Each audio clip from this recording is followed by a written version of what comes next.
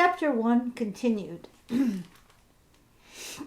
It's a good thing I spent last night studying, because Miss Taylor springs a surprise test on us as soon as we walk into double biology in the afternoon.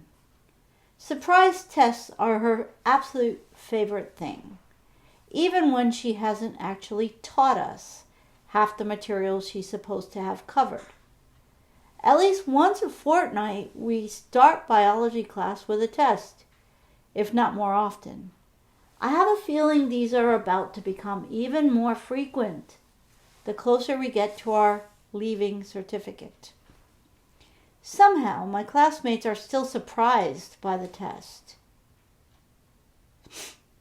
I just roll my eyes, pick up my pen, and dig in. Most of the questions are on the chapters I was making notes of last night, so I'm feeling pretty confident. On the other side of the aisle, Aisling Mahoney is biting her lip so hard that I'm surprised she hasn't drawn blood. When she looks up and catches my eye, she gives me a nasty look. I shoot her a wicked grin in return. It seems to get under her skin because she scowls and goes back to her test, which is more blank space than anything else. Maybe if Aisling spent more time paying attention, less time Snapchatting in class, she would actually know some of these answers. Humaira comes around to our row at the end of the test, collecting up our papers. How'd you do? She asks Aisling. Bad. Aisling casts me a glare as if it's my fault she didn't do well. I hate these surprise tests. I can never keep up with the biology. There's way too much to study. Don't worry, I'll help you out, yeah? We can go over some stuff during lunch, Humaira offers with a smile.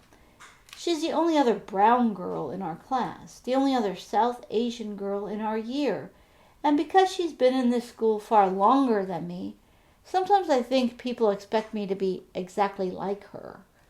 But Humaira is the most annoyingly helpful person I've ever met, so everyone was a bit disappointed to learn that I'm the most annoyingly unhelpful person they'll probably ever meet. Thanks, Myra. Aisling flashes her a little smile, like it isn't her own fault for not paying attention, for not studying. I notice my fists are clenched on my desk. I unclench them slowly, trying to rid my body of the tension it has built up in the last few minutes, and open up my biology book. Humaira doesn't need my help or protection, no matter how much I want to shake her and say, for God's sake, stop. She's way too eager to lend a listening ear, to be the person that everyone goes to for help. She doesn't see the way they're leeching her of everything she has and giving back nothing in return. Sometimes I wonder how Humaira has lasted this long. Sometimes I wonder how much longer she'll be able to last. But it's none of my business. It's not like Humaira and I are friends. When I first moved to this school in second year, Humaira was the one tasked to show me around and guide me. I had no doubt it had to do with the fact that we were both brown girls, and everyone assumed that we would get on. But Humaira and I couldn't be more different, even if we are both Bengali. Humaira shuffles towards me next, surprising me with a smile. How do you do, Ishita? I don't know how she can code switch so effortlessly. Because our own parents are Bengali. We have two names. I'm Ishu to family and most Bengalis, and Ishita to everyone else. But Humaira has so many names at this stage that it's difficult to keep them straight. Fine, probably, I shrug. If I'm being honest, I'm pretty sure I aced it. Like I've aced every single test since I started at this school. A's all around, but Aisling is already glaring daggers at me, and she might actually murder me if I don't show at least some humbleness. Nice, Humaira sweeps my test away into her bundle. How do you do, I ask. She gives me a small smile and taps the side of her nose before moving on to the next row of seats. I roll my eyes. I'm pretty sure if Aisling had asked, Humara would be more than happy to share. But whatever. 5:15, Chapter 2. Watching Abba speak is kind of a surreal experience. His voice envelopes the whole room, and even though he's speaking to everyone at this rally, it seems as if he's speaking only to me. In some ways, he doesn't seem like my Abba at all. In other ways, he's all of the wonderful things that make him my Abba. Beside me, Aisling slips her phone out of her pocket. The glare of her screen is uncomfortably bright. I feel a prick of annoyance, but bite it down. On the other side of me, Deirdre holds up her phone at me. The top reads 6:35 p.m. Dee raises an eyebrow like she's asking me a question. I shake my head, hoping that answers her, but she's frowning now. Before I know it, she's leaning forward until her shoulders bump against mine. I thought you said we could leave at 6:30. She said it like being here is some kind of punishment. Just wait a few more minutes, I mumble, staring straight ahead at Abba, trying to tune back into his speech. I have, of course, already heard it many times. I could probably give the speech myself if I didn't absolutely hate speaking in front of people. Still, I can't ignore the way Dee leans over me to exchange a pointed glance with Aisling, like being here an extra 5 minutes is truly painful for the two of them. I chew on my lip, trying to decide the best course of action. On one hand, I don't want to leave Abba here mid-speech. On the other hand, I don't want Aisling and Dee to keep disrupting him. Come on, I find myself whispering as I motion for the two of them to follow. In a few moments, we've weaved through the throng of people outside the mosque and are outside the gates. I can still hear the murmur of Abba's speech, but it's not loud enough to decipher the words. If your dad gets pissed, just tell him that you had plans with us, Aisling says when she glances at me, like she can see the tension in my expression, and she's mistaken it for fear of repercussions from Abba. He won't get angry, I mutter, following Aisling and Dee toward the bus stop. We don't have to go to all of his speeches, do we? Aisling asks. There's a sneer in her voice, though she tries and fails to keep it out of her expression. I have to stifle a sigh. I'm wishing that I had never told Aisling and Dee about this. When they asked me to hang out today, I should have said I was doing anything else, everything other than helping Abba with his political campaign. Even hearing that it was going to take place outside the mosque hadn't stopped Aisling and Dee from wanting to tag along. I had even felt a beat of excitement that I could show them our mosque. After all, I've spent so much of my time there, Eid and Jummah on the holidays when I don't have school. But it was obviously a mistake. I thought it was kind of interesting, Dee says. Aisling turns to her with surprise written all over her face. She obviously doesn't think anyone is capable of being interested in Abba's political campaign, in the fact that he might be the first South Asian and the first Muslim to be elected to the county council. My dad says he's so proud of how our progressive Irish politics have gotten that even someone whose English isn't, Dee glances at me, so great has a shot at winning. I can only settle Dee with a frown. My dad's English is perfect. In fact, his English is probably even better than mine. Unlike us, Amma and Abba spent their childhood learning all the mechanics of the English language. Abba sometimes uses so many big obscure words that I'm sure he's memorizing a dictionary in his spare time. Yeah, but you know, Dee raises an eyebrow like this is some kind of inside joke. I know. He has an accent, Dee says, like kind of a thick one. Everyone has an accent, I insist. I want to press on about it more. Abba being in the running for the city council elections is a big deal after all. But Aisling and Dee don't get it, and I'm not sure I could make them understand.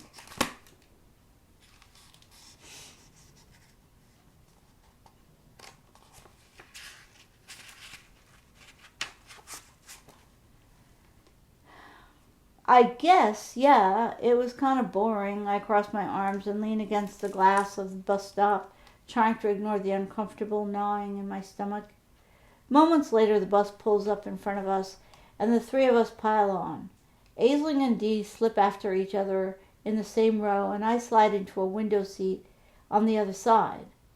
My eyes take in the mosque passing us by as the bus begins to pull away. There's a crowd of people going toward the mosque. Now, I know Abba planned to join everyone for Maghrib prayer after his speech, even though he rarely prays at home. I wish for a moment that I had insisted on staying until the rally was finished, but we did make plans to leave at 6:30, and I guess it's not Dee and Aisling's fault for Abba's speech to go longer, or that Maghrib prayer isn't until much later.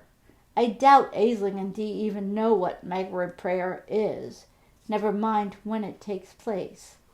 So, when we get to mine, Dee and I want to catch up on Riverdale, Aisling says. She had originally suggested that I go over to watch a movie like old times when the three of us spent our days holed up in each other's rooms. But it feels like we haven't done that in months.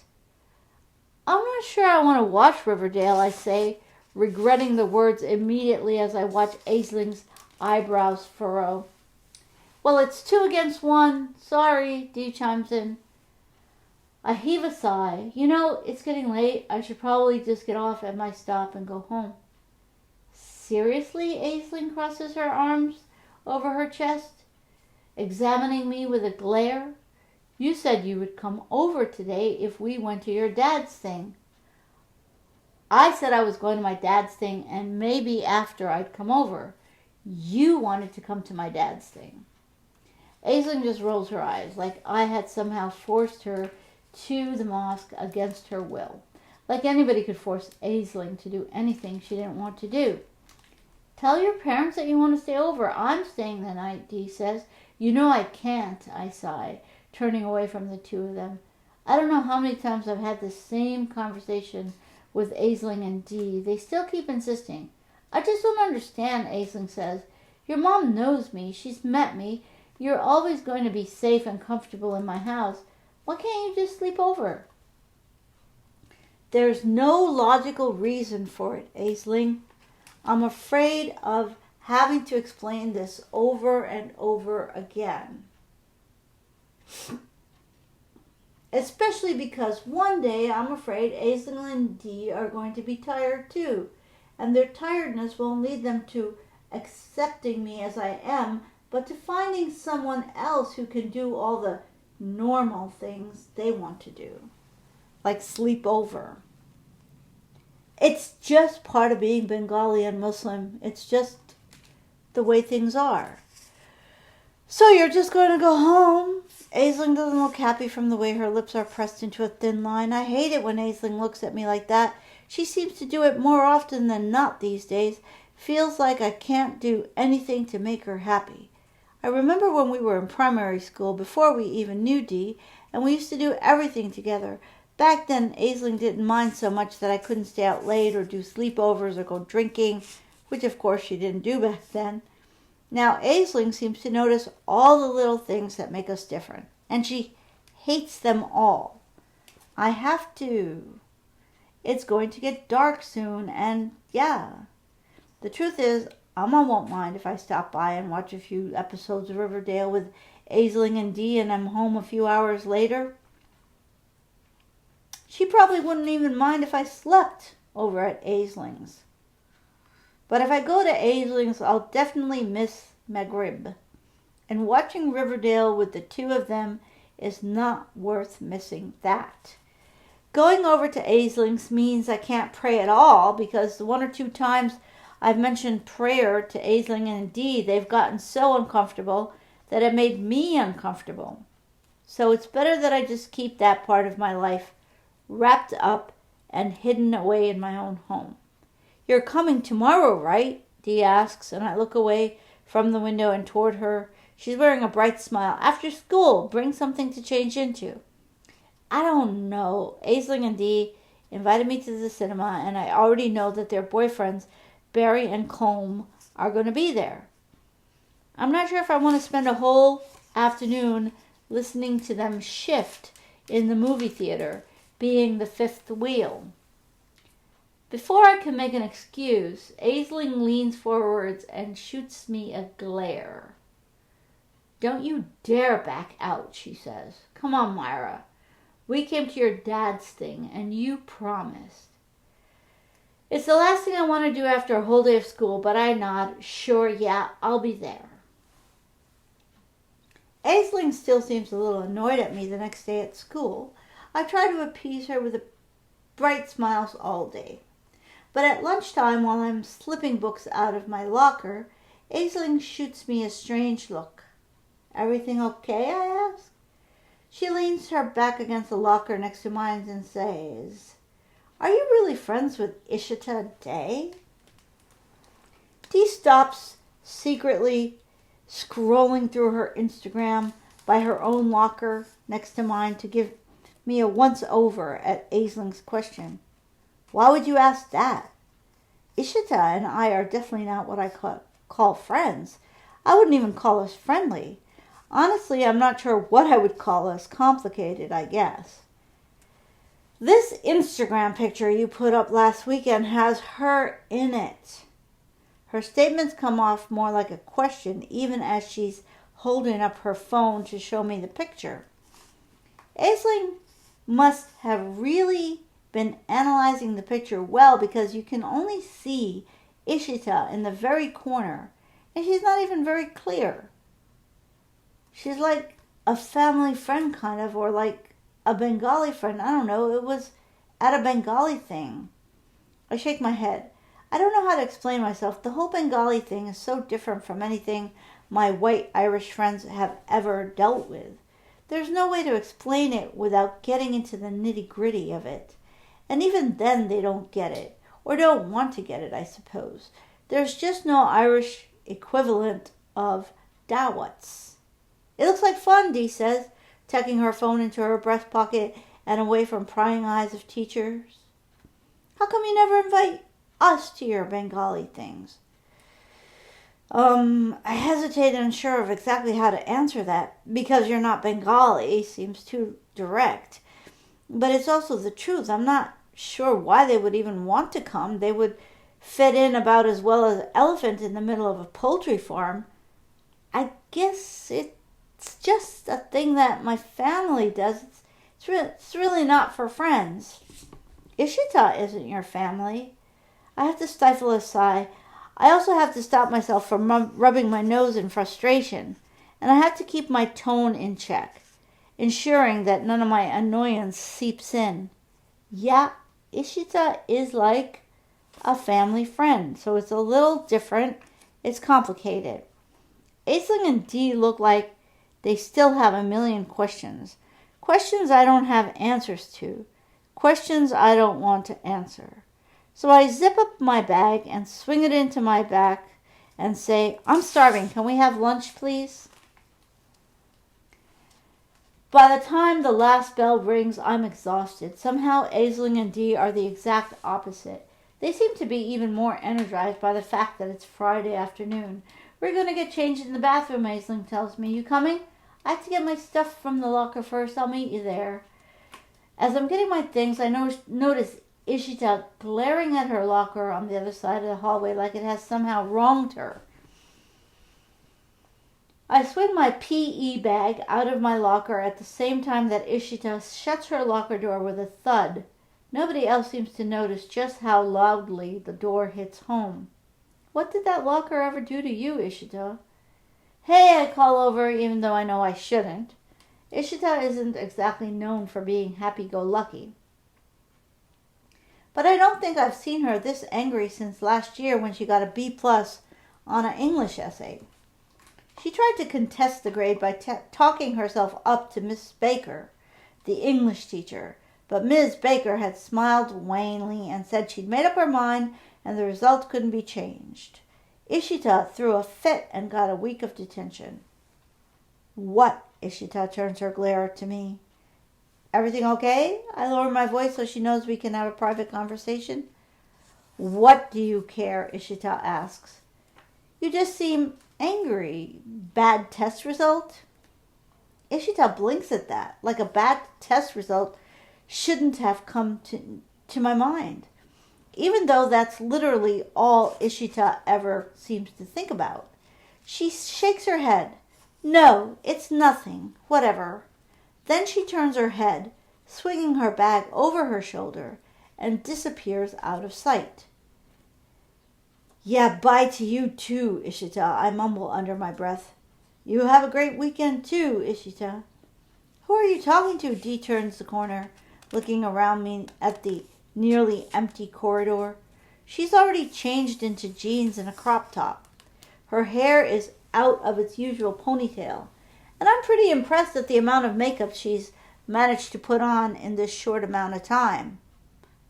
No one. I shake my head, getting Ishita out of it. She's been nothing but a burden since the day she moved to this school. Before Ishita, I was whoever I wanted to be. After Ishita, it was like our shared culture painted us with the same brush. If Ishita did something, Aisling and Dee would ask, why does she do that? If Ishita said something, why does she say that?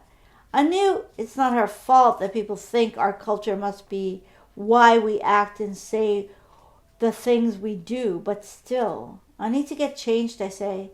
I'll be back. I try my best to forget about Ishita. I have other things to worry about. 22:17, Chapter 3, Ishu. I'm literally going to catch pneumonia and die. And we'll continue in the next video.